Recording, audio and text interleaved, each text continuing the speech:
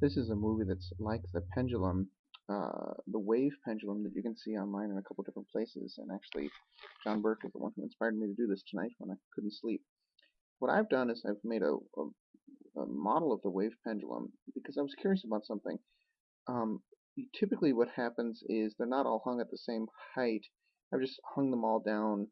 They start at the same height, and then each pendulum is a little bit different length. And I've got kind of an extreme range of lengths here. Actually, this one is set to have twice the frequency, sorry, half the frequency of the top one. And so I believe that means that this one is 4 times longer than this one. So it's a teeny tiny guy, and this is a really long one here. But I was actually curious about the initial angles.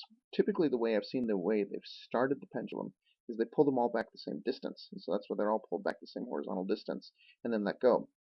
And of course, the short one has such an extreme angle that you can't assume that its frequency is going to just be square root of g over L or 2 pi times that, whatever.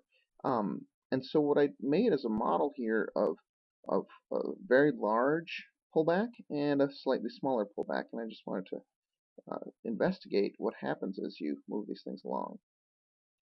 So you see the typical cool patterns that people see in real life, and of course it looks much cooler in real life. But what I found interesting is that because of the nonlinearities present in this one, because you really have such a large amplitude, that especially at the end you can see some major problems. So in fact, let me just fast forward straight to the end.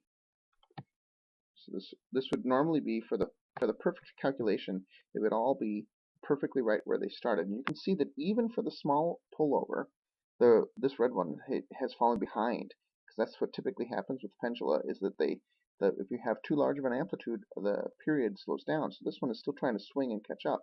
But notice just how bad it is when you have a gigantic pullback. And so I'd be really curious to see these people who built them, some movies of what happens when they pull them back too far.